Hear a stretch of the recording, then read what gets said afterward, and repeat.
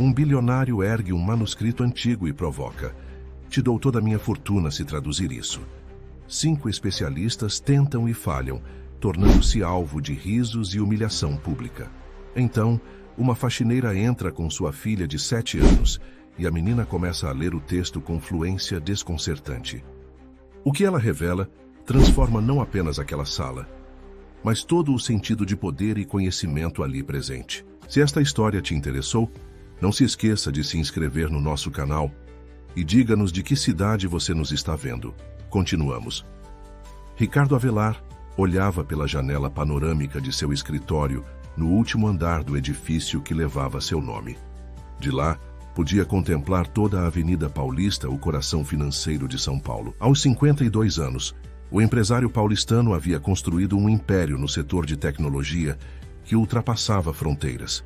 Sua fortuna era estimada em bilhões, mas nem todo esse dinheiro conseguia satisfazer seu ego inflado.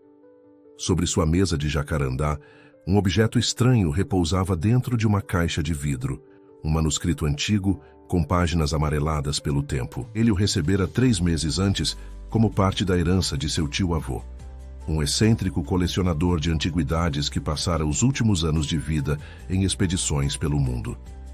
Senhor Avelar, os convidados chegaram, anunciou Débora, sua secretária, pela porta entreaberta. Ricardo ajeitou a gravata de seda italiana e sorriu com desdém. Mande-os entrar e chame a imprensa para o saguão às 2 horas. Vamos transformar isso em um espetáculo. O empresário havia lançado um desafio público que repercutira em todos os meios acadêmicos do país. Oferecia toda a sua fortuna a quem conseguisse traduzir por completo aquele manuscrito enigmático. À primeira vista, parecia uma proposta generosa, mas os que conheciam Ricardo sabiam que havia algo mais. O verdadeiro objetivo nunca fora encontrar uma tradução, mas sim alimentar seu prazer em ver os chamados especialistas falharem publicamente. O contrato que todos os participantes deveriam assinar continha uma cláusula punitiva. Quem aceitasse o desafio e não conseguisse decifrá-lo completamente deveria pagar R$1 milhão a título de compensação pelo tempo desperdiçado. Uma armadilha perfeita, murmurou para si mesmo, tomando um gole de seu uísque de 30 anos. A sala de reuniões foi preenchida por 5 figuras notáveis. O Dr. Cláudio Bezerra, especialista em línguas orientais da USP, a doutora Tatiana Meirelles, referência em idiomas semíticos, o professor Eduardo Valadares, autoridade em sânscrito, a doutora Mariana Costa, dedicada ao estudo de línguas clássicas, e o Dr. Jonas Peixoto, renomado por seu conhecimento em línguas indo-europeias. Ricardo circulou pela sala como um predador estudando suas presas. Senhoras e senhores, agradeço a presença de vocês. Trouxe ao Brasil as maiores mentes linguísticas para um desafio simples: traduzir este manuscrito. Ele apontou para o documento, agora exposto sobre uma mesa central. Obviamente, todos já assinaram os contratos, então sabem o que está em jogo, continuou, com um sorriso nos lábios. Se alguém conseguir, leva tudo o que construí.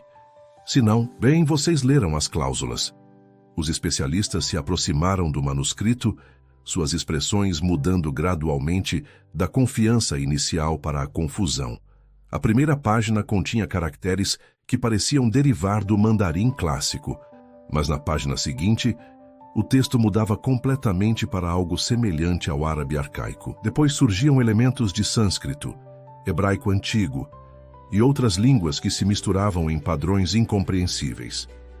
Isso não faz sentido, murmurou o Dr. Bezerra, ajustando os óculos. Os caracteres mudam constantemente de estrutura. Ricardo observava com deleite o desconforto crescente. Durante as 2 horas seguintes, cada especialista tentou decifrar pelo menos uma parte do texto, mas todos fracassaram miseravelmente. O manuscrito parecia zombar de seus esforços, recusando-se a revelar qualquer significado coerente. Bem, parece que chegou a hora do nosso evento principal, anunciou Ricardo, checando seu relógio de ouro. Vamos descer para o saguão, onde a imprensa aguarda. Lá cada um de vocês terá a oportunidade de explicar ao Brasil inteiro por que suas credenciais impressionantes não valem absolutamente nada. No enorme saguão do edifício Avelar, Dezenas de câmeras e jornalistas aguardavam. Sob os holofotes, Ricardo exibiu o manuscrito enigmático e um a um convidou os especialistas a tentar novamente. Cada tentativa frustrada era recebida com comentários sarcásticos do empresário, que não hesitava em ridicularizar décadas de estudo e pesquisa. Dr. Bezerra, 25 anos estudando mandarim e o senhor não consegue ler nem a primeira página? Fascinante. Provocava enquanto as câmeras capturavam o rosto envergonhado do linguista. Doutora Meirelles, talvez a senhora devesse pedir reembolso de seu doutorado em Yale, não acha? A humilhação pública prosseguia, transmitida ao vivo para todo o país. Ricardo estava em seu elemento, saboreando cada momento como se fosse um banquete preparado especialmente para ele. Os especialistas, presos pelo contrato que haviam assinado, suportavam tudo em silêncio, conscientes de que em breve teriam de pagar a multa estipulada. No canto do saguão, quase invisível entre os equipamentos de imprensa, uma mulher de uniforme cinza observava a cena enquanto passava um pano úmido pelo balcão de mármore. Luísa Carvalho, 38 anos, funcionária da equipe de limpeza terceirizada, mantinha os olhos baixos, tentando não chamar atenção. Ao seu lado, uma menina de cabelos cacheados e olhos curiosos observava tudo com interesse. Mamãe, por que aquele homem está falando tão alto? Perguntou Sofia, segurando a mão da mãe. Shhh, filha. Temos que terminar logo aqui. A escola suspendeu as aulas hoje, mas não podemos atrapalhar o evento do Sr. Avelar. Sofia assentiu, mas seus olhos permaneceram fixos no manuscrito que agora o empresário segurava no alto, como um troféu de sua própria superioridade. O espetáculo de humilhação continuava, com Ricardo pedindo silêncio para fazer um anúncio. Senhoras e senhores, como podem ver, nossos ilustres especialistas não conseguiram decifrar uma única linha deste documento. Agora, cada um deles terá que honrar nosso acordo e... Seu discurso foi interrompido por um movimento inesperado. Sofia, soltando-se da mão de sua mãe, havia caminhado até o centro do saguão. Antes que Luísa pudesse alcançá-la, a menina já estava diante de Ricardo Avelar, olhando para o manuscrito com expressão de genuíno interesse. O empresário, irritado pela interrupção, estava prestes a chamar a segurança quando teve uma ideia. Seu sorriso malicioso retornou ainda mais amplo. Que melhor forma de encerrar aquela farsa do que mostrando que nem os maiores especialistas do país, nem uma criança qualquer conseguiriam decifrar o manuscrito. Ora, vejam só, exclamou, inclinando-se para a menina. Parece que temos uma nova concorrente. E você, pequena, acha que pode ler o que nenhum desses doutores conseguiu? Um silêncio desconfortável tomou conta do saguão. Luísa congelou, dividida entre a vergonha e o desespero de ver sua filha exposta àquela situação. Sofia, no entanto, apenas estendeu a mão, como se pedisse para ver o manuscrito de perto. Ricardo, rindo abertamente, entregou o documento à menina. Pois bem, todos nós estamos ansiosos para ver o que você tem a dizer, não é mesmo? As câmeras se viraram para capturar o que parecia ser o ápice da humilhação. O que aconteceria a seguir, no entanto, deixaria todos os presentes em estado de choque absoluto. Sofia segurou o manuscrito com suas pequenas mãos e, para assombro de todos, começou a ler em voz alta, com pronúncia impecável em mandarim clássico. Sua voz infantil, mas firme, ecoava pelo saguão silencioso do edifício Avelar. O conhecimento verdadeiro não pertence aos que o exibem como joia, mas aos que o cultivam como semente. Um silêncio atordoante tomou conta do ambiente. Os jornalistas, antes agitados, permaneceram imóveis, com câmeras ainda gravando, mas sem que ninguém se atrevesse a interromper. Os 5 especialistas trocaram olhares de confusão e incredulidade. Ricardo Avelar, que segundos antes sorria com escárnio, agora tinha os olhos arregalados e a boca entreaberta. Seu rosto passou do vermelho de excitação para o pálido de espanto. Sofia virou a página e, sem hesitar, continuou a leitura agora em árabe arcaico. Aquele que humilha para se elevar, constrói um trono sobre areia movediça. A menina prosseguiu para a 3ª página, mudando fluentemente para sânscrito védico, depois para hebraico bíblico, persa antigo e latim arcaico. Cada palavra era pronunciada com naturalidade, como se estivesse recitando uma cantiga de roda. Luísa Carvalho, a mãe da menina, permanecia paralisada no canto do saguão, apertando o pano de limpeza em suas mãos trêmulas. Seus olhos, fixos na filha, revelavam uma mistura de orgulho e terror. Foi o Dr. Bezerra quem finalmente quebrou o silêncio, aproximando-se de Sofia com passos hesitantes. "Isso é extraordinário", murmurou, olhando da menina para o manuscrito. "A pronúncia dela é perfeita, absolutamente perfeita." A doutora Meireles se juntou a ele, assentindo com a cabeça. Não apenas a pronúncia, mas a entonação, as pausas, é como se ela estivesse lendo sua língua materna. Ricardo, recuperando-se do choque inicial, arrancou o manuscrito das mãos da menina com um movimento brusco. "Isso é algum tipo de truque. Alguém está manipulando essa criança." Sofia, confusa com a reação violenta, deu alguns passos para trás. "Eu fiz algo errado, senhor." A inocência da pergunta só aumentou a tensão no ambiente. Ricardo, com o rosto contraído de raiva, apontou acusadoramente para Luísa, que já se aproximava para proteger a filha. "Você! Isso é algum tipo de armação, não é? Quem está por trás disso? Quem te pagou para tentar me fazer de idiota?" Luísa abraçou Sofia, colocando-se entre ela e o empresário furioso. "Ninguém nos pagou nada, Sr. Avelar. Por favor, nos desculpe pela interrupção. Vamos embora agora." "Ninguém sai daqui", trovejou Ricardo, fazendo um gesto para os seguranças bloquearem as saídas. "Exijo saber como essa menina conseguiu ler essas línguas. É impossível que uma criança..."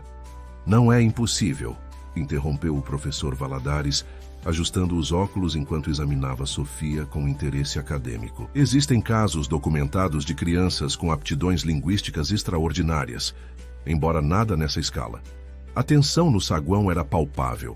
As câmeras continuavam gravando, capturando o que havia se transformado de um espetáculo de humilhação em um evento inexplicável. Os jornalistas começavam a se recuperar do choque e bombardeavam o ambiente com perguntas sobrepostas. "Silêncio!" gritou Ricardo, recuperando parcialmente o controle da situação. Ele se abaixou, colocando-se na altura de Sofia, e tentou suavizar sua expressão, embora seus olhos ainda queimassem de desconfiança. "Como você conseguiu ler isso, menina? Quem te ensinou?" Sofia olhou para a mãe como se pedisse permissão para responder. Diante do leve aceno de Luísa, ela disse com simplicidade: "Eu só li como mamãe me ensinou." Todas as cabeças se viraram para Luísa Carvalho, a funcionária de limpeza em seu uniforme cinza desbotado. Pela primeira vez, as pessoas realmente a olharam, não como parte da mobília, mas como alguém digno de atenção. "A senhora ensinou sua filha a ler mandarim clássico, árabe arcaico, sânscrito e todas essas línguas mortas?" perguntou a doutora Costa, com evidente incredulidade. Luísa respirou fundo, como se reunisse forças para uma confissão difícil. "Sim, entre outras coisas." "Impossível", declarou Ricardo, levantando-se. "Uma faxineira não poderia, a menos que..." Seus olhos se estreitaram com suspeita renovada. "Quem é você, realmente?" Antes que Luísa pudesse responder, o Dr. Peixoto, que havia permanecido quieto observando a cena, deu um passo à frente com expressão de reconhecimento súbito. "Espere um momento", disse ele, estudando atentamente o rosto de Luísa. "Eu acho que não pode ser." Ele se aproximou mais, ignorando o desconforto evidente da mulher. "Você é Luísa Carvalho, doutora?" "Luísa Carvalho, da Universidade Federal do Rio de Janeiro? A autora de Interconexões Linguísticas em Textos Sagrados da Antiguidade?" Um murmúrio percorreu o saguão. Luísa manteve o olhar firme, embora sua mão apertasse a de Sofia com mais força.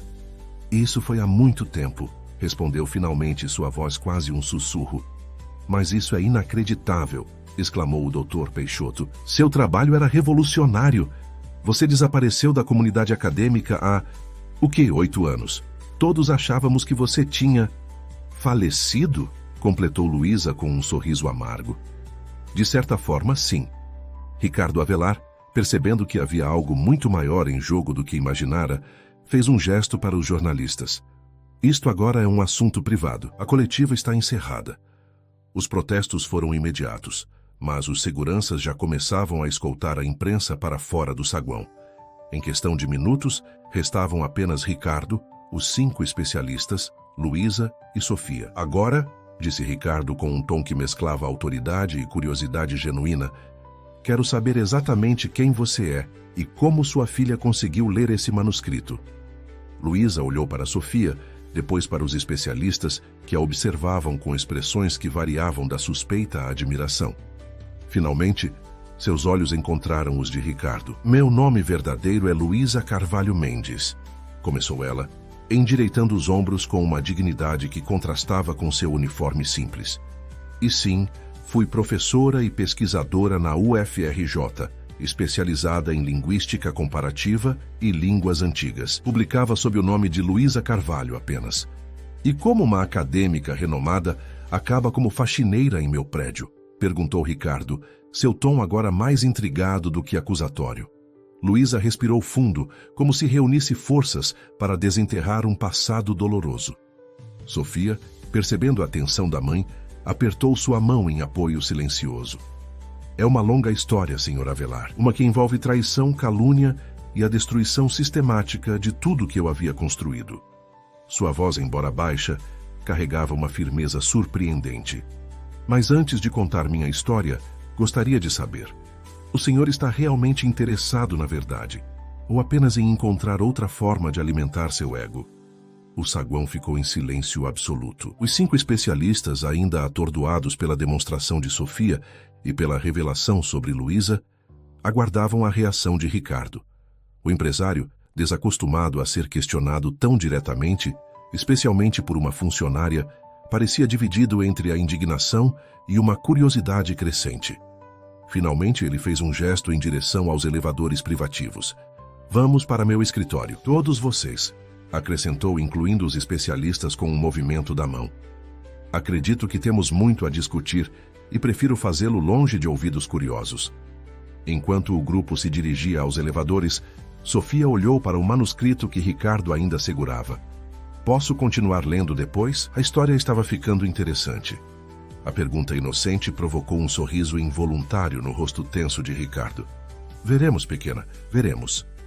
As portas do elevador se fecharam, levando aquele grupo improvável ao último andar do edifício Avelar, onde segredos há muito enterrados estavam prestes a vir à tona. O escritório de Ricardo Avelar refletia perfeitamente sua personalidade, imponente, ostentoso e projetado para intimidar. Obras de arte valiosas adornavam as paredes, enquanto a vista panorâmica de São Paulo servia como pano de fundo para sua mesa monumental de jacarandá. Luísa e Sofia sentaram-se no sofá de couro, enquanto os 5 especialistas ocuparam as cadeiras dispostas em semicírculo. Ricardo permaneceu de pé, suas costas voltadas para a janela, criando um efeito de contraluz que obscurecia parcialmente seu rosto.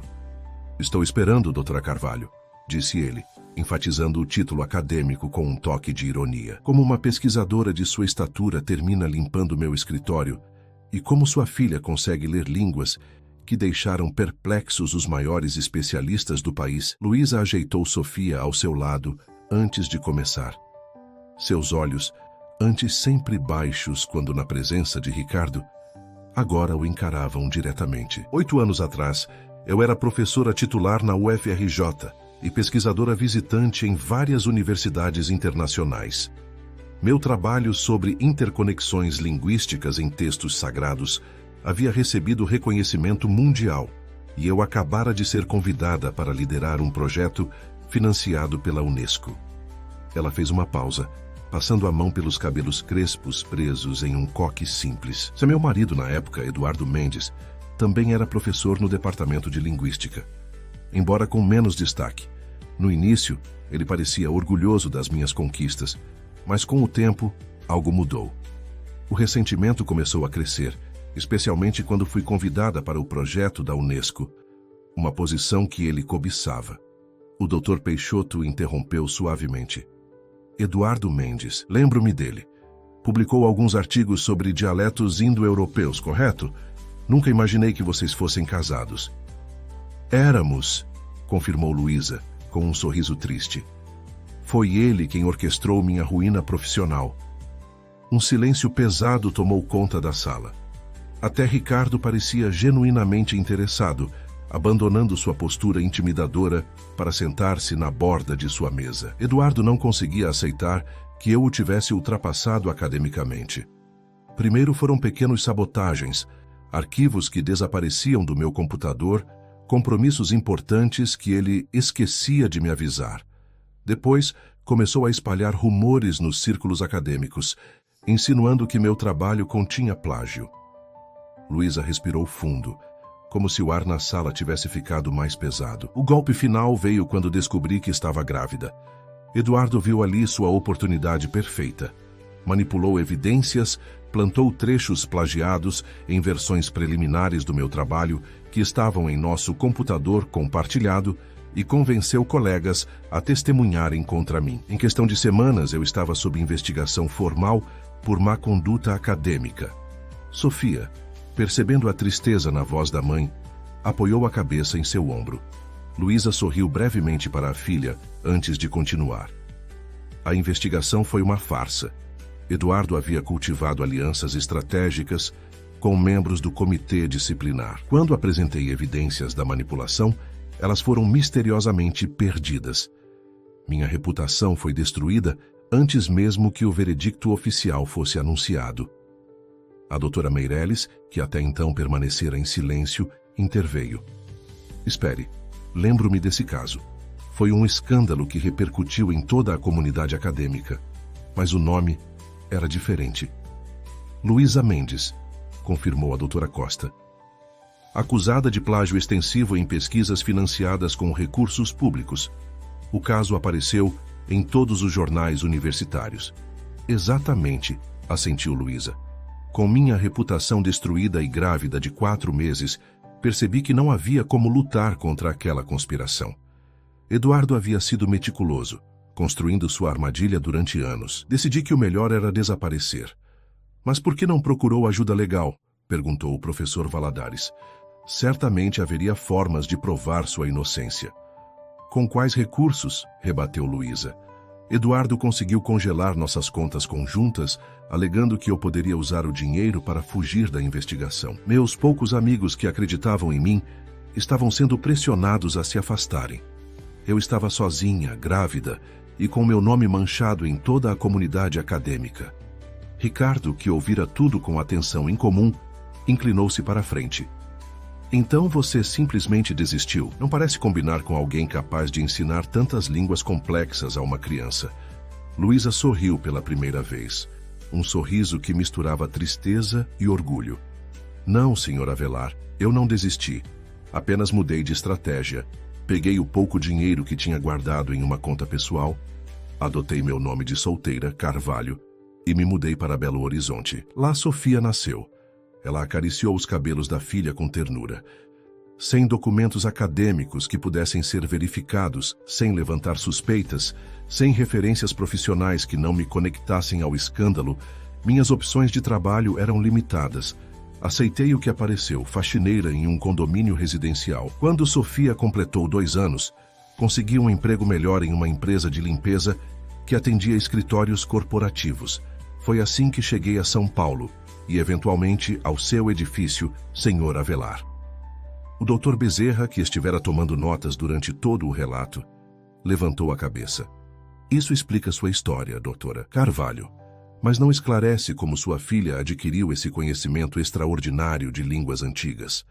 Todos os olhares se voltaram para Sofia, que brincava distraidamente com a barra de seu vestido simples.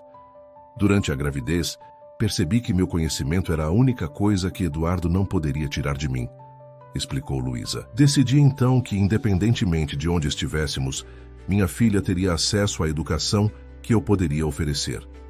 Desde que estava no meu ventre, eu lia em voz alta textos em diversas línguas. Após seu nascimento, continuei a prática. Mamãe conta histórias em línguas diferentes todas as noites, interveio Sofia com naturalidade. É como uma brincadeira. Primeiro ela conta em uma língua, depois eu repito. Depois ela explica o que significa. Os especialistas trocaram olhares impressionados. Ricardo, por sua vez, observava a interação entre mãe e filha com uma expressão que oscilava entre incredulidade e fascinação. Sofia tem o que os linguistas chamam de ouvido absoluto para línguas, continuou Luísa.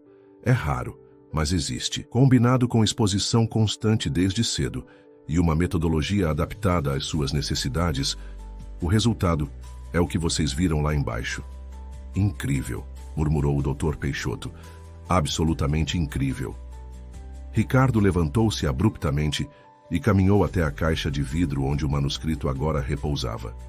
Isso ainda não explica como você conhecia este manuscrito específico. É uma peça rara que estava na coleção particular do meu tio-avô.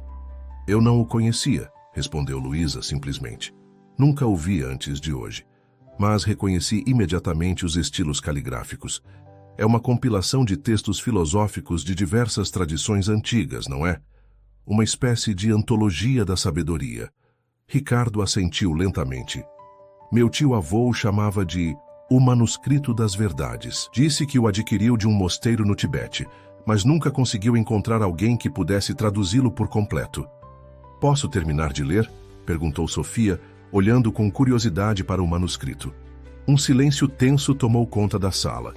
O desafio original de Ricardo pairava no ar. Ele havia prometido toda a sua fortuna a quem conseguisse traduzir o manuscrito. Senhor Avelar, disse Luísa, endireitando-se no sofá. Antes que tome qualquer decisão, gostaria de perguntar: o que pretende fazer com a tradução desse manuscrito? A pergunta pegou Ricardo de surpresa. Era evidente que ele nunca havia considerado realmente o que faria se alguém conseguisse traduzir o documento. Não sei, admitiu com rara honestidade. Talvez publicá-lo se o conteúdo for relevante.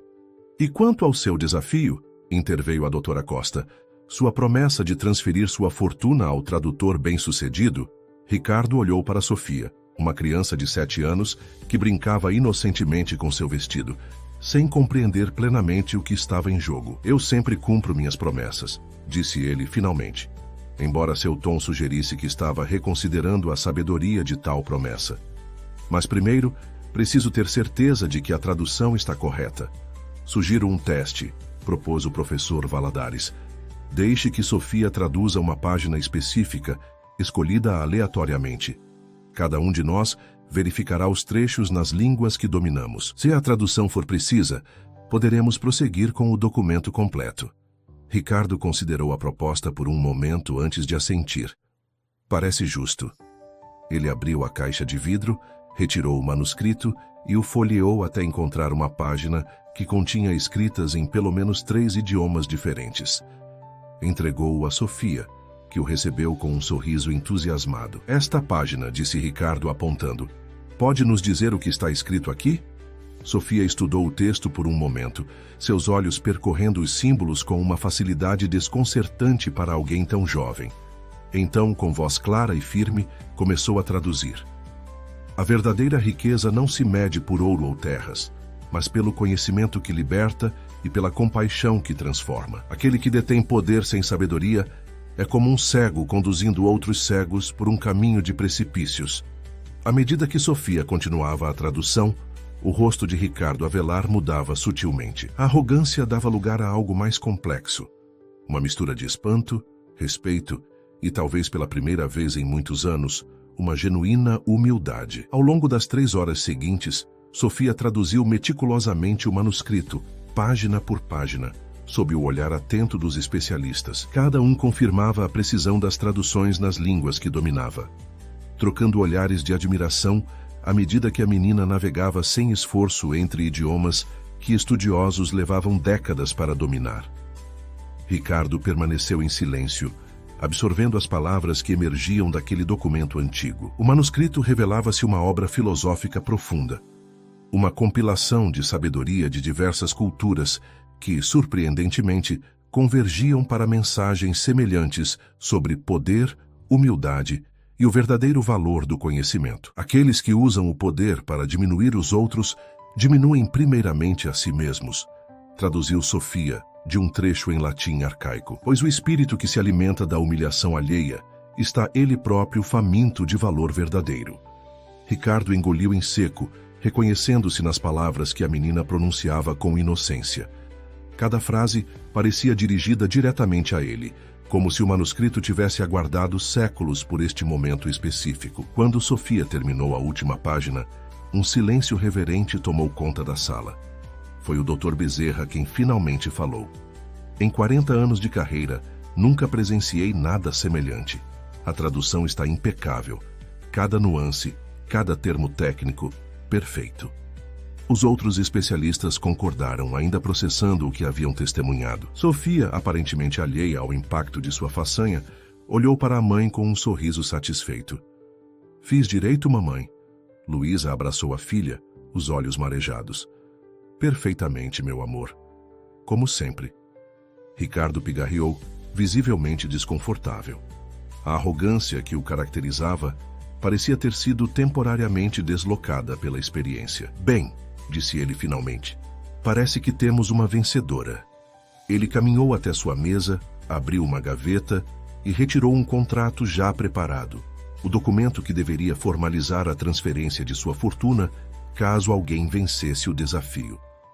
Olhou para o papel, depois para Sofia e finalmente para Luísa. Obviamente precisaremos fazer algumas adaptações. Sofia é menor de idade e... Senhor Avelar, interrompeu Luísa com firmeza surpreendente. Antes de prosseguirmos, gostaria de conversar em particular com o senhor. Ricardo pareceu aliviado com a sugestão. Claro. Doutora Costa, poderia levar Sofia e os demais especialistas para a sala de reuniões adjacente? Débora servirá café e refrescos. Quando todos saíram, Ricardo e Luísa se encontraram a sós no vasto escritório. O empresário voltou a sentar-se atrás de sua mesa, tentando recuperar parte da autoridade que sentira escorrer durante as últimas horas.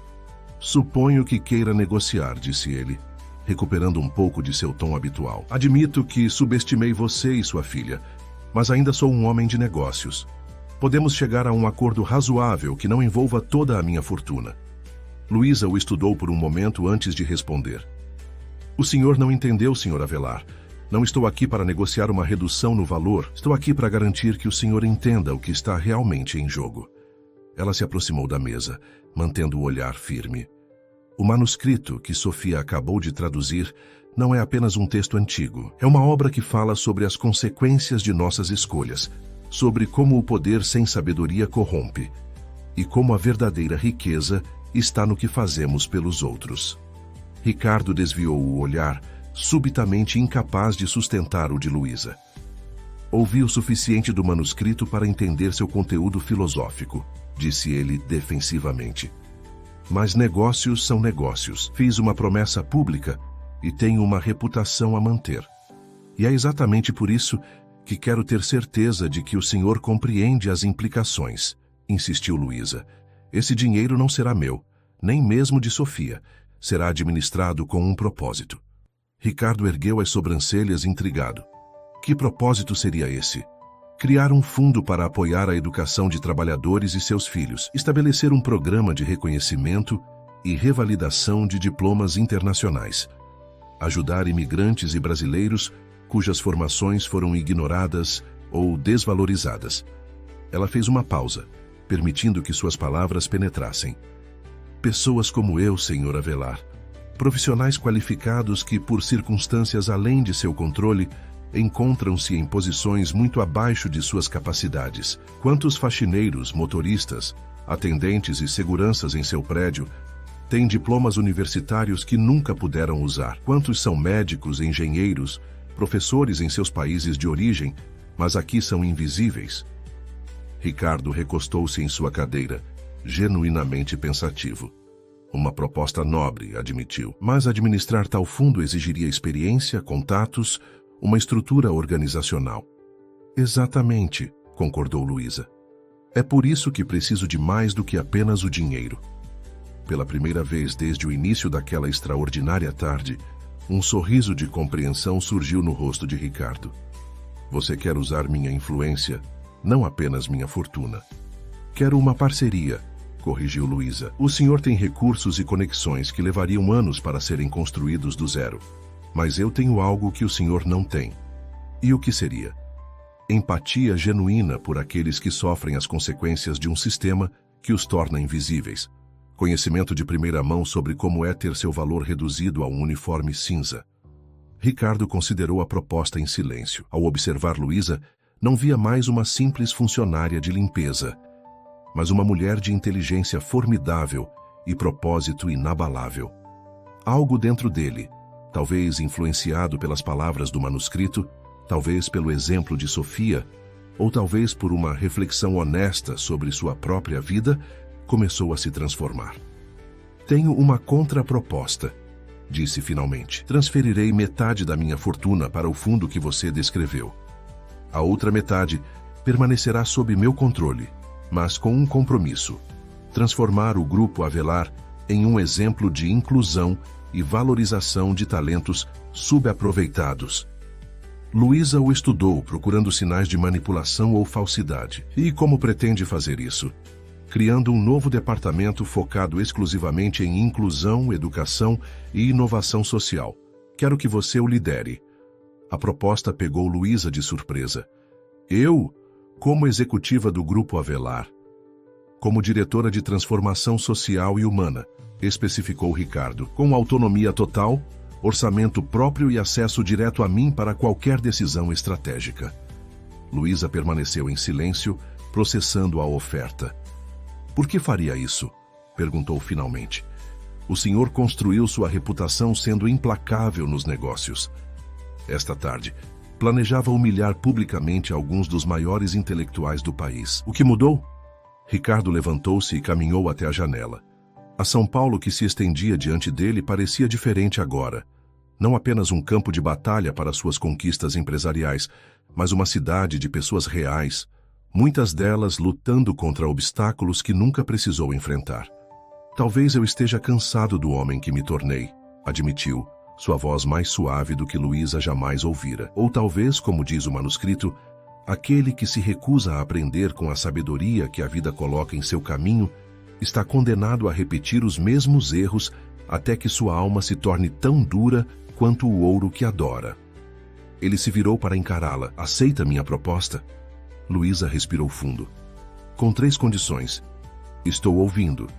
Primeiro, autonomia completa nas decisões do departamento. Segundo, autoridade para reformular as políticas internas da empresa, desde contratações até benefícios. Terceiro, ela hesitou brevemente. Meu salário será integralmente doado aos projetos do fundo. Continuarei vivendo como vivo hoje, pelo menos por enquanto. Ricardo não conseguiu conter um sorriso de surpresa. Você é realmente extraordinária, doutora Carvalho. A maioria das pessoas em sua posição exigiria compensação por anos de trabalho invisível. Não estou fazendo isso por mim, respondeu Luísa.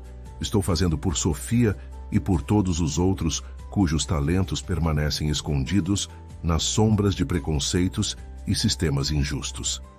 Ricardo estendeu a mão. Temos um acordo, então. Quando Luísa apertou sua mão, algo se solidificou entre eles. Não amizade ainda, mas respeito mútuo e um compromisso compartilhado com algo maior que ambos. Agora, disse Ricardo voltando à sua mesa, precisamos informar os outros sobre nossa decisão. Já acrescentou com um leve sorriso. Suspeito que terei algumas explicações a dar à imprensa sobre o espetáculo desta tarde. Uma última coisa, Sr. Avelar, disse Luísa, antes que ele abrisse a porta.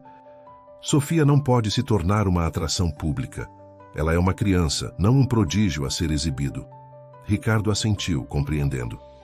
Tem minha palavra. A história que contaremos será sobre transformação e oportunidade, não sobre uma criança fenomenal. Quando retornaram à sala de reuniões, encontraram Sofia encantando os especialistas com sua capacidade de contar a mesma história em 5 idiomas diferentes. Os acadêmicos, antes tão formais, agora sorriam e aplaudiam cada performance da menina. Parece que chegamos a um acordo, anunciou Ricardo, atraindo a atenção de todos. E acredito que nenhum de vocês ficará desapontado com o resultado. Naquela noite, enquanto Sofia dormia em um dos quartos de hóspedes da cobertura de Ricardo, Luísa permaneceu acordada, contemplando a extraordinária reviravolta em sua vida. Em menos de 24 horas, havia passado de funcionária de limpeza invisível a diretora de um departamento com potencial para transformar centenas, talvez milhares de vidas. O manuscrito repousava sobre a mesa ao lado, suas antigas palavras de sabedoria, agora transcritas e traduzidas. Luísa tocou-o suavemente, sentindo o peso da história e do conhecimento sob seus dedos. Obrigada, sussurrou, embora não soubesse exatamente a quem ou a que dirigia sua gratidão. 6 meses se passaram desde aquela tarde extraordinária no edifício Avelar. A transformação na vida de Luísa e Sofia foi tão dramática quanto a mudança que começava a tomar forma no império empresarial de Ricardo Avelar. A primeira semana havia sido um turbilhão. Os advogados de Ricardo trabalharam dia e noite para formalizar os acordos, criar o fundo educacional e estruturar o novo departamento.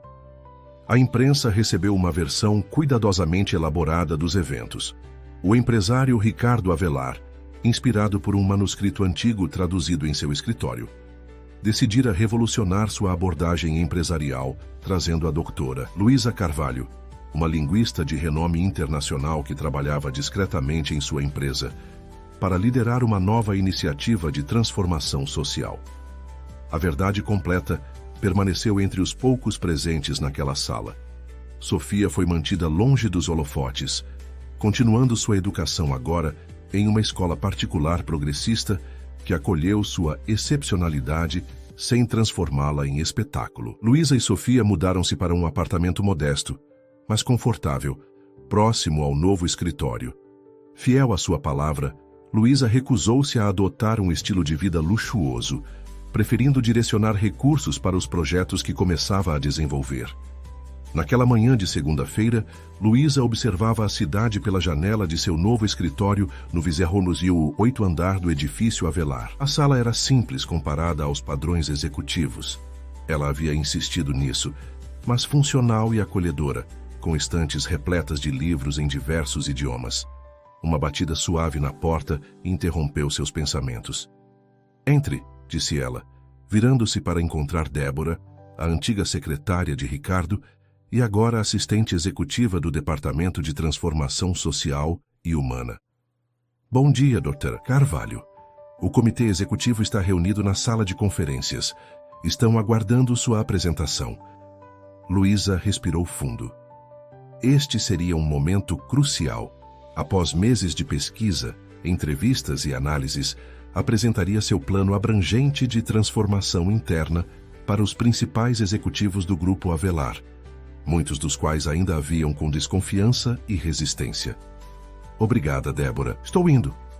Ao caminhar pelos corredores que antes percorria com um carrinho de limpeza, Luísa não pôde deixar de notar os olhares mistos que recebia. Alguns de admiração, outros de curiosidade e vários de ressentimento mal disfarçado. A transição de faxineira a diretora executiva havia agitado as estruturas de poder estabelecidas, incomodando aqueles que se beneficiavam do status quo. A sala de conferências estava repleta quando ela entrou. 12 executivos seniores, predominantemente homens de meia-idade em ternos impecáveis, ocupavam a longa mesa de mogno. Na cabeceira, Ricardo Avelar observava a cena com expressão neutra. "Bom dia a todos", cumprimentou Luísa, conectando seu laptop ao projetor. "Agradeço a presença de vocês nesta apresentação crucial para o futuro do Grupo Avelar." Carlos Drummond, o veterano CFO da empresa, não perdeu tempo com sutilezas. "Vamos direto ao ponto, doutora Carvalho. Quanto vai custar esta iniciativa social?" Luísa sorriu, já esperando a abordagem direta. "Excelente pergunta, Sr. Drummond. Permita-me começar por ela." As próximas 2 horas foram uma masterclass em estratégia corporativa com consciência social. Luísa apresentou dados meticulosamente coletados, análises financeiras precisas e estudos de caso internacionais que demonstravam como empresas que implementavam políticas de inclusão genuínas experimentavam aumentos significativos em produtividade, retenção de talentos e imagem pública, traduzindo-se em resultados financeiros surpreendentemente positivos. É uma reformulação estratégica que transformará o capital humano subutilizado em vantagem competitiva. Seu plano era abrangente: programa de identificação e desenvolvimento de talentos internos ocultos, parcerias com universidades para validação de diplomas estrangeiros, revisão completa das políticas de contratação e promoção, criação de um centro de treinamento e capacitação aberto a funcionários de todos os níveis, e implementação de benefícios educacionais extensivos aos familiares dos colaboradores. "O que proponho não é filantropia", explicou ela, projetando gráficos comparativos. Para a fase inicial, o investimento será de 2,7% do lucro operacional anual, concluiu Luísa. As projeções indicam retorno sobre investimento positivo a partir do 3º ano, com ganhos exponenciais a partir do 5º.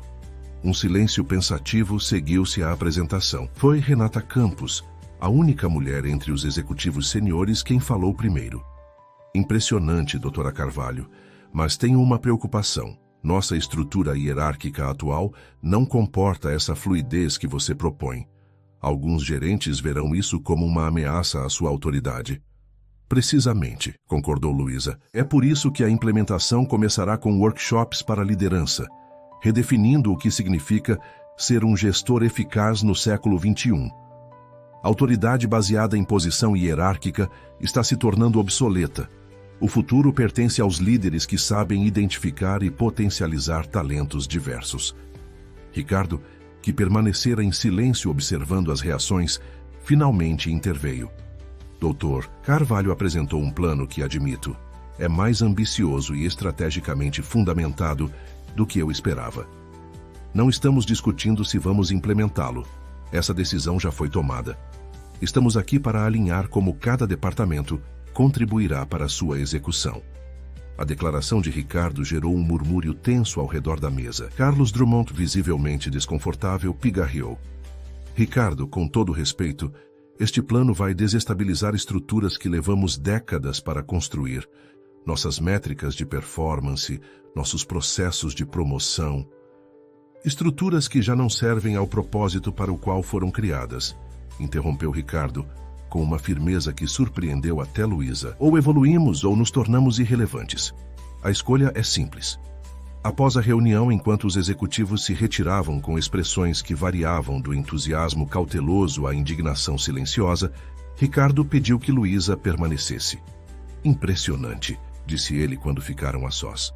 Você conseguiu transformar minha proposta impulsiva em um plano de negócios viável. Metade daquela sala está planejando como sabotá-la, e a outra metade está reconsiderando tudo o que pensava saber sobre gestão corporativa. E o senhor? Perguntou Luísa. Onde se posiciona? Ricardo riu, um som raro e surpreendentemente genuíno. Eu? Estou descobrindo que aprender pode ser mais satisfatório do que sempre ter razão. É refrescante. 3 meses depois, os primeiros resultados começaram a surgir. A implementação não fora sem resistência. 2 diretores seniores pediram demissão, alegando incompatibilidade com a nova filosofia corporativa, e houve sabotagens veladas em várias frentes.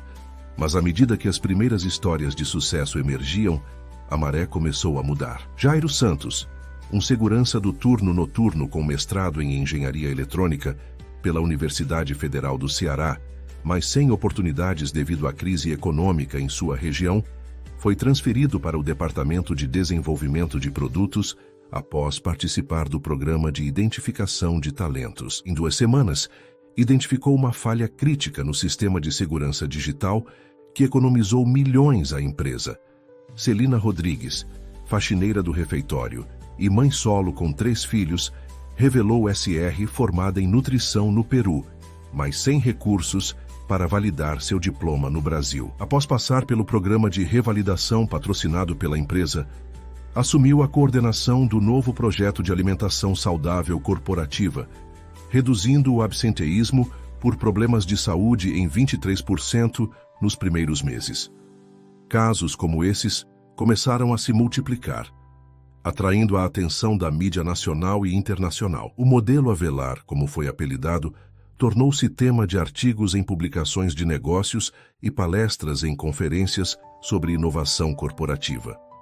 Para Luísa, no entanto, o verdadeiro sucesso não estava nos números ou na publicidade, mas nas transformações individuais que testemunhava diariamente. Como na tarde em que encontrou Dona Iracema, uma senhora de 62 anos que trabalhava na limpeza há quase 2 décadas, saindo emocionada de uma aula de informática básica oferecida pelo novo centro de capacitação. Primeira vez na vida que alguém acha que posso aprender algo novo, doutora Luísa, disse a senhora, com lágrimas nos olhos. Meu neto não vai acreditar quando eu mandar uma mensagem para ele pelo computador. Foi nesse clima de transformação que Luísa decidiu organizar o primeiro simpósio internacional de inclusão e inovação social corporativa. O evento, que seria realizado no auditório principal do edifício Avelar, reuniria especialistas, acadêmicos e empresários de diversos países para discutir práticas e políticas de valorização do capital humano invisibilizado. Um evento desse porte dará legitimidade acadêmica e visibilidade global ao que estamos construindo aqui, explicou Luísa a Ricardo durante uma de suas reuniões semanais. Tenho plena confiança no seu julgamento, respondeu ele, com o novo respeito que caracterizava suas interações. Quero apenas garantir que você será a palestrante principal. É sua visão que está mudando esta empresa e você merece esse reconhecimento. Luísa hesitou. Desde sua saída forçada do mundo acadêmico, havia evitado conscientemente os holofotes. Não estou certa se é prudente me expor tanto, admitiu. Seu passado é parte do que a torna a pessoa ideal para liderar esta transformação, argumentou Ricardo. Além disso, já se passaram 8 anos. Poucos farão a conexão. O que nenhum dos dois poderia prever, no entanto, era que alguém já havia feito exatamente essa conexão. E esse alguém observava de longe, com crescente interesse e apreensão, a surpreendente ressurreição profissional de Luísa Carvalho Mendes. Na Universidade Federal do Rio de Janeiro, o professor Eduardo Mendes folheava uma revista de negócios com o rosto pálido e as mãos trêmulas. O artigo de capa, intitulado A Revolução Silenciosa do Grupo Avelar, trazia uma foto de Luísa ao lado de Ricardo em um evento corporativo. Embora o texto a identificasse apenas como doutoria, Luísa Carvalho, linguista e especialista em desenvolvimento humano, Eduardo reconheceu imediatamente a mulher que havia destruído metodicamente 8 anos antes.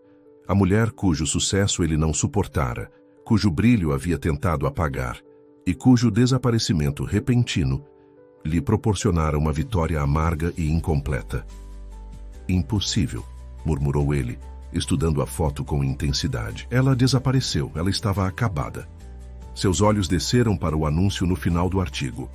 Primeiro Simpósio Internacional de Inclusão e Inovação Social Corporativa, com palestra principal da doutora Luísa Carvalho sobre reconhecimento e validação de talentos invisibilizados. Eduardo deixou a revista cair sobre sua mesa, uma decisão tomando forma em sua mente. Depois de todos esses anos, o confronto que nunca ocorrera finalmente aconteceria, e ele precisava estar preparado. O que ele não sabia era que Luísa, por sua vez, não era mais a mulher vulnerável e isolada que ele havia destruído, e que o mundo para o qual ela retornava estava mais disposto a ouvir histórias de injustiça e redenção do que ele poderia imaginar. O Simpósio Internacional de Inclusão e Inovação Social Corporativa transformou o átrio principal do edifício Avelar em um centro de debates vibrante. Delegações de 15 países, representantes de mais de 30 grandes empresas brasileiras e dezenas de acadêmicos ocupavam o espaço elegantemente decorado para a ocasião. Banners digitais exibiam histórias de sucesso do programa, com depoimentos emocionantes de funcionários cuja vida havia sido transformada nos últimos meses. Nos bastidores, Luísa ajustava os últimos detalhes de sua apresentação. Sofia, agora com quase 8 anos, ajudava a mãe, organizando as notas com uma seriedade que fazia os assistentes sorrirem. "Está nervosa, mamãe?" perguntou a menina, ajeitando o colar de âmbar que Luísa usava, um presente de Ricardo para a ocasião. "Um pouco", admitiu Luísa, sorrindo para a filha. "Faz muito tempo desde a última vez que falei para um auditório cheio. Você vai ser incrível", afirmou Sofia com a confiança absoluta que só as crianças possuem. Sempre é. Ricardo apareceu na porta do camarim improvisado, elegante em seu terno azul marinho. Nos últimos meses, uma transformação sutil havia ocorrido no empresário, não apenas em suas políticas corporativas, mas em seu semblante. O cinismo dera lugar a uma expressão mais reflexiva. A arrogância fora substituída por uma confiança mais calma e genuína. "5 minutos, doutora Carvalho", anunciou ele com um sorriso encorajador. "Casa cheia. O governador acaba de chegar e temos jornalistas de pelo menos 7 países." Luísa assentiu, sentindo o peso do momento. Não era apenas uma palestra, Era sua reentrada oficial no mundo acadêmico e profissional que havia sido forçada a abandonar. Estou pronta, disse mais para si mesma do que para Ricardo. Quando Luísa subiu ao palco, o auditório irrompeu em aplausos. Sua figura elegante, mas despretensiosamente vestida em um conjunto azul petróleo, contrastava com a ostentação típica dos eventos corporativos. Ela aguardou que o público se acalmasse antes de começar. Bom dia a todos. Meu nome é Luísa Carvalho e minha jornada até este palco foi inusitada. Sua voz, firme e melodiosa, cativou imediatamente a audiência. Durante a hora seguinte, Luísa conduziu os presentes por uma análise profunda do desperdício de capital humano nas estruturas corporativas tradicionais, intercalando dados precisos com histórias pessoais comoventes dos funcionários que haviam sido redescobertos pelo programa. O verdadeiro custo da invisibilidade não pode ser calculado em planilhas, declarou ela, projetando um gráfico complexo. Quando negamos a uma pessoa a oportunidade de contribuir com todo o seu potencial, não estamos apenas desperdiçando talento, estamos cometendo uma violência silenciosa contra sua dignidade. Na terceira fileira, um homem de meia idade com cabelos grisalhos nas têmporas observava a apresentação com intensidade perturbadora. Eduardo Mendes havia conseguido um convite através de contatos acadêmicos, alegando interesse profissional no programa. Durante toda a palestra, seus olhos não deixaram o rosto de Luísa, estudando cada gesto, cada expressão, como se buscasse nela vestígios da mulher que havia destruído. Nossa pesquisa interna revelou que 32% dos funcionários, em funções operacionais básicas, possuíam formação superior completa ou parcial, continuou Luísa, inconsciente da presença do ex-marido. Destes, 47% haviam abandonado carreiras promissoras devido a crises econômicas, problemas familiares ou, o mais preocupante, por terem sido vítimas de estruturas excludentes dentro de suas áreas de formação. Eduardo remexeu-se na cadeira, desconfortável. As palavras, embora não dirigidas especificamente a ele, pareciam perfurar a armadura de autojustificações que construíra ao longo dos anos. Ao final da apresentação, Luísa recebeu uma ovação de pé. Ricardo Avelar juntou-se a ela no palco para a sessão de perguntas e respostas. Foi durante essa interação que Eduardo viu sua oportunidade. Tenho uma pergunta, disse ele, levantando-se quando o microfone chegou até ele. Sua voz, embora controlada, carregava uma tensão que alguns na plateia perceberam imediatamente. No palco, Luísa congelou. 8 anos haviam se passado, mas aquela voz era inconfundível. Havia povoado tanto seus sonhos quanto seus pesadelos. Seus olhos encontraram os de Eduardo, e por um momento fugaz, todo o auditório pareceu desaparecer. Professor Eduardo Mendes, da Universidade Federal do Rio de Janeiro, apresentou-se ele, com um sorriso que não alcançava seus olhos. Doutora Carvalho, sua apresentação foi esclarecedora, mas tenho uma dúvida. Como podemos garantir que profissionais que alegam possuir certas qualificações não estejam, na verdade, falsificando credenciais para obter posições às quais não têm direito? A pergunta, aparentemente técnica, carregava uma ameaça velada que apenas Luísa poderia compreender plenamente. Um silêncio tenso se estabeleceu no auditório. Ricardo, percebendo a mudança súbita na postura de Luísa, aproximou-se sutilmente, como que oferecendo apoio silencioso. Mas Luísa já havia recuperado sua compostura. 8 anos de reconstrução silenciosa de si mesma não seriam abalados por um ataque covarde. Excelente pergunta, professor Mendes, respondeu ela, com voz clara e firme. Nossa abordagem é multifacetada. Primeiro, estabelecemos parcerias com instituições educacionais para verificação direta de credenciais. Segundo, implementamos avaliações práticas que permitem demonstração de competências independentemente de documentação formal. E terceiro, talvez o mais importante, criamos um ambiente onde o mérito é constantemente reavaliado através de resultados concretos, não de títulos emoldurados na parede. Ela fez uma pausa calculada antes de continuar. Afinal, como bem sabemos no meio acadêmico, títulos podem ser obtidos por diversos meios, nem todos éticos. O verdadeiro teste está na capacidade de contribuir genuinamente para o avanço do conhecimento e o bem-estar coletivo, não é mesmo, professor? Um murmúrio de aprovação percorreu o auditório. Eduardo, percebendo que seu ataque havia sido habilmente neutralizado e até mesmo voltado contra ele, sentou-se rigidamente. Seus olhos, no entanto, comunicavam que aquele confronto estava longe de terminar. O restante da sessão transcorreu sem incidentes, mas Luísa estava agora dolorosamente consciente da presença de Eduardo. Quando o evento foi oficialmente encerrado e os participantes se dirigiram ao coquetel no terraço, ela aproveitou um momento para se retirar a uma sala adjacente, precisando de alguns minutos para processar o choque do reencontro. Você continua eloquente como sempre, Luísa, disse uma voz atrás dela. Eduardo havia-a seguido, evitando os seguranças no processo. Luísa virou-se lentamente. De perto, podia ver como os anos haviam sido menos generosos com ele. Rugas profundas marcavam seu rosto, e seus olhos carregavam uma amargura que não estava presente antes. "O que você quer, Eduardo?" perguntou ela, mantendo a voz baixa e controlada. "Conversar apenas", respondeu ele, com um sorriso que não disfarçava sua hostilidade. "É o mínimo que você me deve depois de desaparecer levando minha filha." "Sua filha?", repetiu Luísa incrédula. "Você nunca quis Sofia. Você a via como um obstáculo à sua carreira, um inconveniente. Não ouse agora reivindicar direitos paternais que nunca exerceu." Eduardo deu um passo à frente, sua postura sutilmente ameaçadora. "As coisas não precisavam ter sido daquele jeito, Luísa. Se você tivesse apenas aceitado o seu lugar, reconhecido seus limites." "Meus limites?"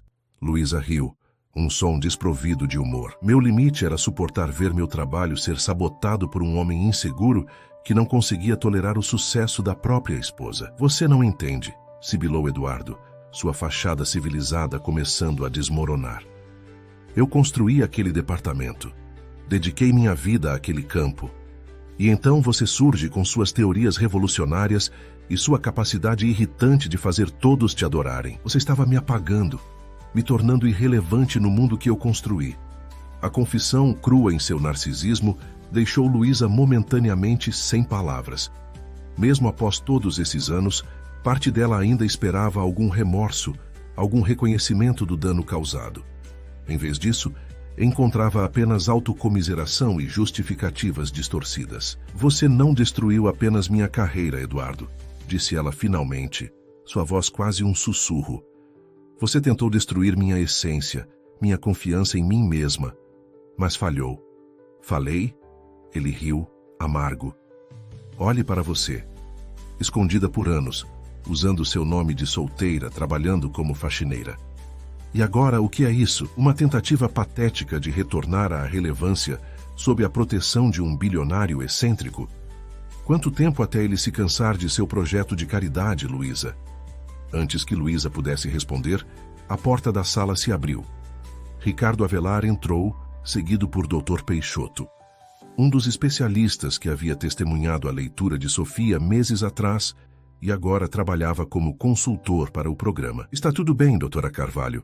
perguntou Ricardo, seus olhos fixos em Eduardo, com uma frieza calculada. "Perfeitamente bem", respondeu Luísa, recuperando sua compostura. O professor Mendes estava apenas se retirando. Eduardo olhou do empresário para Luísa, então para o Dr. Peixoto, que o observava com evidente desaprovação. Percebendo-se em desvantagem, forçou um sorriso conciliatório. "Claro, não queria tomar mais tempo da ilustre palestrante, mas nossa conversa não terminou, Luísa. Temos muito a esclarecer." Quando ele saiu, um silêncio pesado tomou conta da sala. Foi o Dr. Peixoto quem finalmente falou. "Então era verdade. Sempre suspeitei que as acusações contra você fossem fabricadas, mas nunca imaginei que viessem de seu próprio marido." Luísa assentiu, exausta. A traição mais eficaz sempre vem de quem conhece suas vulnerabilidades mais profundas. Ricardo, observando a interação, parecia pensativo. "Ele representa uma ameaça ao nosso trabalho?" "Não ao trabalho", respondeu Luísa, após um momento de reflexão. mas possivelmente a minha reputação reconstruída. Eduardo ainda tem conexões na academia e agora sabe exatamente onde me encontrar. Então o enfrentaremos, declarou Ricardo, com a determinação pragmática de quem passou a vida superando obstáculos. Em seus próprios termos, se necessário. Luísa olhou para ele, surpresa com a veemência de seu apoio. Não quero transformar isso em uma guerra pública, Ricardo. Sofia estaria no meio do fogo cruzado. Nem toda batalha precisa ser travada publicamente, respondeu Ricardo, com um olhar significativo. Algumas das mais importantes são vencidas nos bastidores, com preparação cuidadosa e timing perfeito. No terraço, o coquetel continuava com dezenas de pessoas discutindo animadamente as ideias apresentadas no simpósio. Ninguém notou quando Eduardo Mendes saiu apressadamente do edifício, nem viram seu rosto contorcido por uma mistura tóxica de raiva e determinação. O que ele não sabia era que, ao contrário de 8 anos atrás, Luísa não estava mais sozinha e vulnerável, e que a batalha que planejava já havia começado, embora não nos termos que ele imaginava. Aquela noite, enquanto Sofia dormia pacificamente, Luísa sentou-se em seu escritório doméstico, contemplando um cofre digital que não abrira em anos.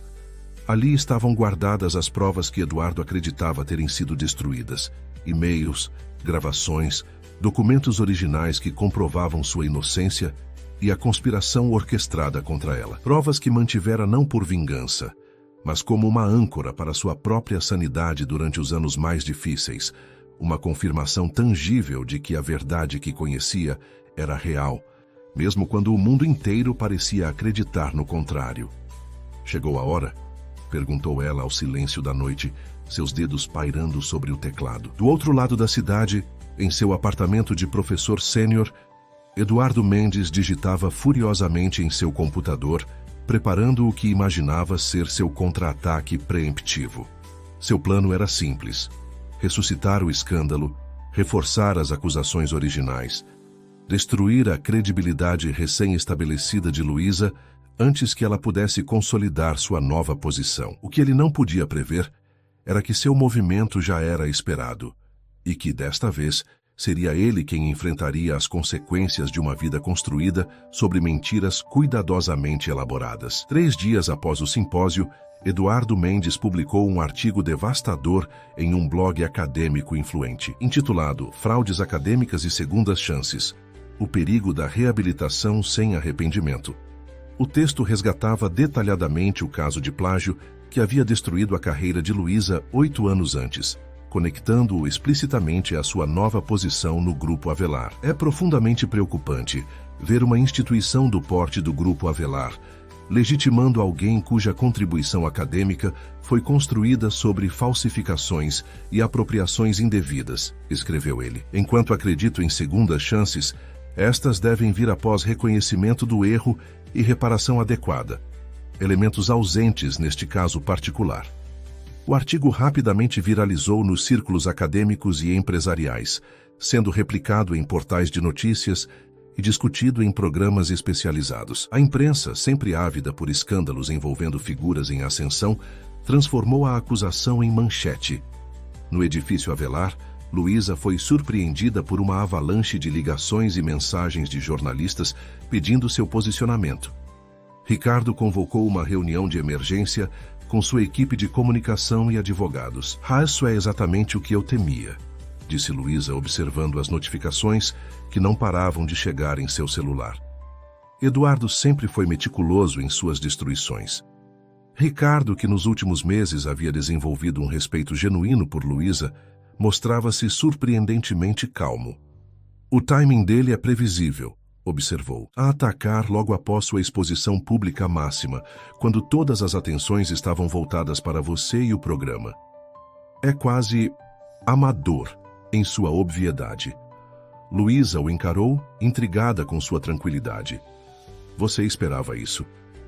Digamos que aprendi com você a valorizar a preparação cuidadosa, respondeu Ricardo, com um meio sorriso, e que tenho recursos que seu ex-marido nem imagina. Naquela mesma tarde, Ricardo convocou uma coletiva de imprensa. Os especuladores esperavam um desmentido veemente, ou pior, o anúncio do afastamento de Luísa. Em vez disso, encontraram um Ricardo Avelar sereno e uma Luísa Carvalho composta, lado a lado diante das câmeras. Agradeço a presença de todos em tão curto aviso, começou Ricardo. Como vocês sabem, acusações sérias foram feitas contra a doutora Carvalho, diretora de nosso Departamento de Transformação Social e Humana. Acusações que, devo acrescentar, não são novas, são as mesmas de 8 anos atrás, apenas reembaladas para consumo atual. Ele fez uma pausa, seus olhos percorrendo a sala. O Grupo Avelar não contrata pessoas sem verificar minuciosamente seus antecedentes. Quando trouxemos a doutora Carvalho para nossa equipe executiva, estávamos plenamente cientes de seu histórico. Tanto o público quanto aquele que não chegou ao conhecimento geral. Um murmúrio correu pela sala. Luísa, embora tensa, mantinha a postura erguida. Hoje não estamos aqui para nos defender de acusações, mas para apresentar fatos.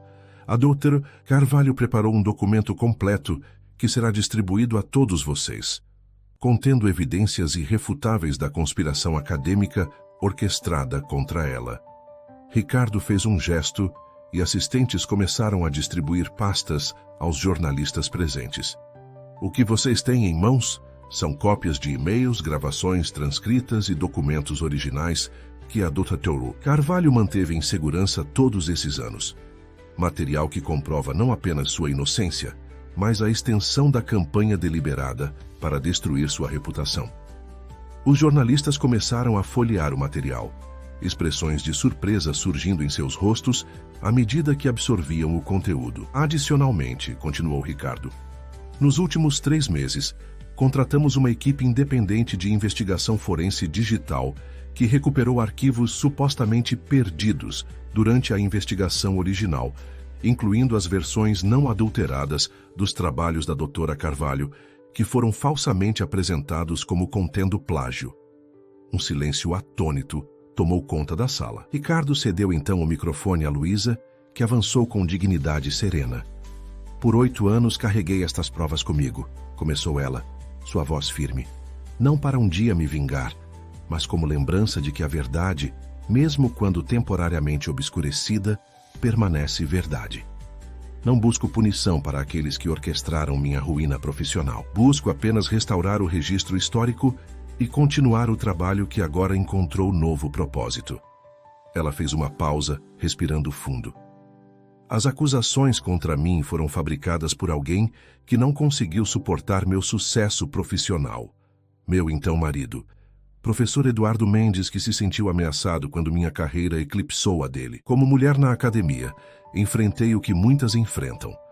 A suposição de que nosso lugar é sempre um passo atrás de nossos colegas homens, especialmente se forem nossos cônjuges.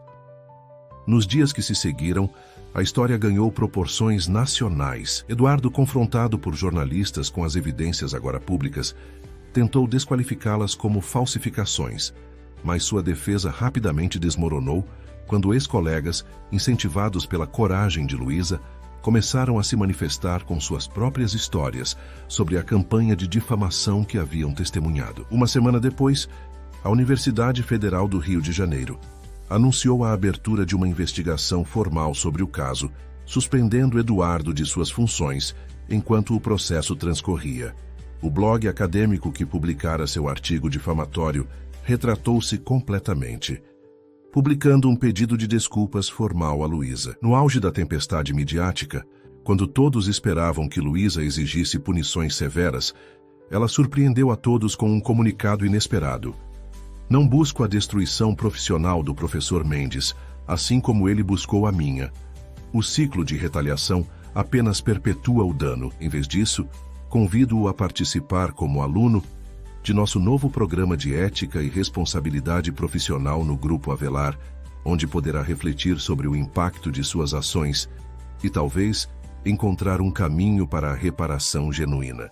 A proposta, amplamente divulgada, deixou Eduardo sem resposta. Confrontado com uma generosidade que não compreendia, ele se recolheu ao silêncio, enquanto sua reputação profissional desmoronava sob o peso das evidências e testemunhos.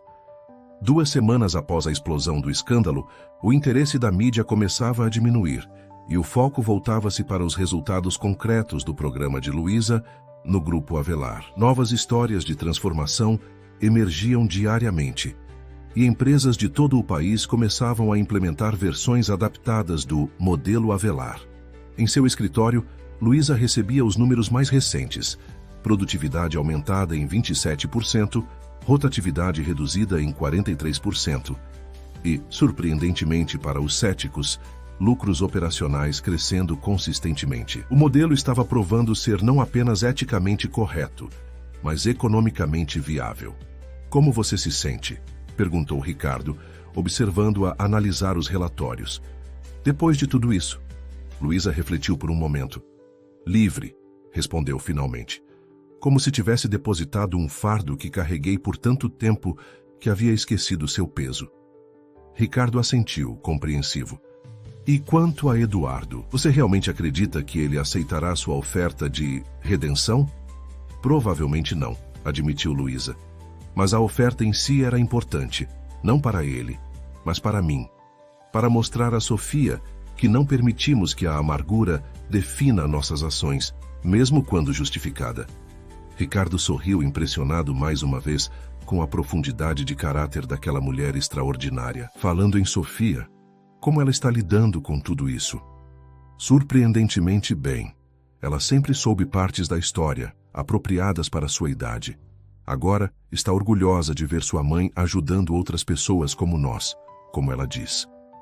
Um mês depois, o Grupo Avelar realizou uma cerimônia que reuniu todos os funcionários, dos executivos aos serventes de limpeza, no átrio principal do edifício. O evento, transmitido ao vivo para filiais em todo o país, celebrava os resultados do primeiro ano do Departamento de Transformação Social e Humana.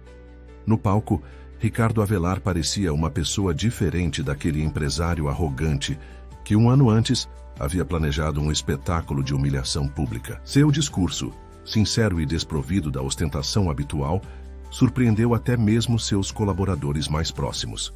Há um ano, eu acreditava que meu maior legado seria minha fortuna, admitiu ele, olhando para o mar de rostos atentos.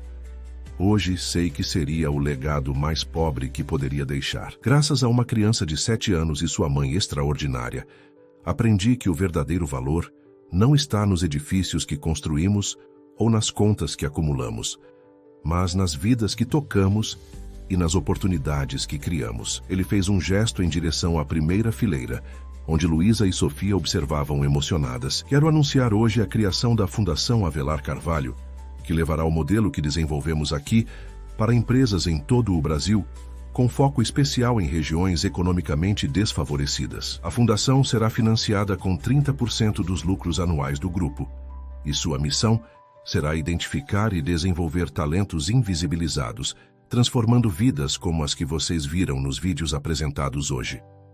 Os aplausos foram estrondosos. Luísa, com Sofia ao seu lado, sentia uma emoção quase indescritível, não apenas pela validação pública de seu trabalho, mas pela transformação genuína que testemunhara em Ricardo e em tantos outros ao longo daquele ano extraordinário. Quando ela subiu ao palco a convite de Ricardo, a ovação durou vários minutos. Aguardando que o público se acalmasse, Luísa finalmente falou.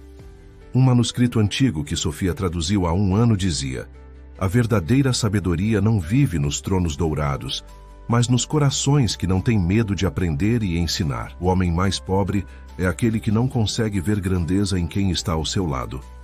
Ela olhou para a plateia diversificada. Executivos internos caros ao lado de pessoal de manutenção, especialistas em tecnologia, conversando animadamente com funcionários da limpeza, todos agora unidos por um propósito comum. Este é apenas o começo, continuou ela. O verdadeiro trabalho de transformação não é algo que possamos concluir e celebrar como finalizado. É um compromisso contínuo com a ideia revolucionária de que cada pessoa merece ser vista em sua totalidade, valorizada por seus talentos únicos e apoiada em sua jornada de crescimento. Enquanto falava, Luísa avistou na última fileira uma figura familiar. Eduardo Mendes, mais magro e visivelmente abatido, observava a cerimônia discretamente. Seus olhares se cruzaram brevemente, e Luísa percebeu algo que nunca esperara ver. Um aceno quase imperceptível de reconhecimento, não de arrependimento completo, talvez, mas de admissão silenciosa da verdade que ele havia tentado por tanto tempo distorcer.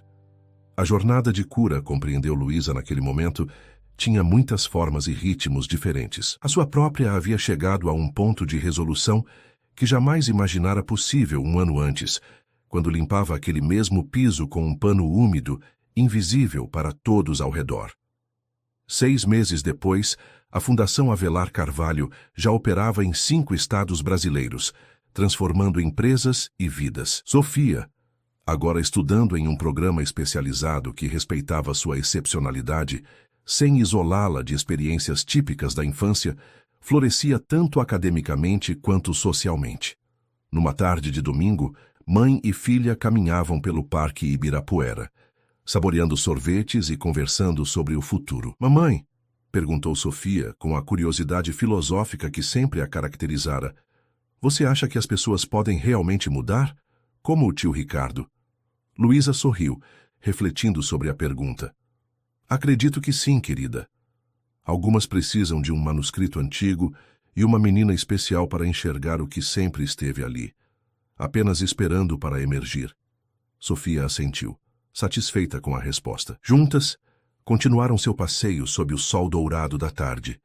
2 figuras que um dia foram invisíveis e agora brilhavam com luz própria, iluminando o caminho para tantos outros que ainda aguardavam sua chance de serem verdadeiramente vistos.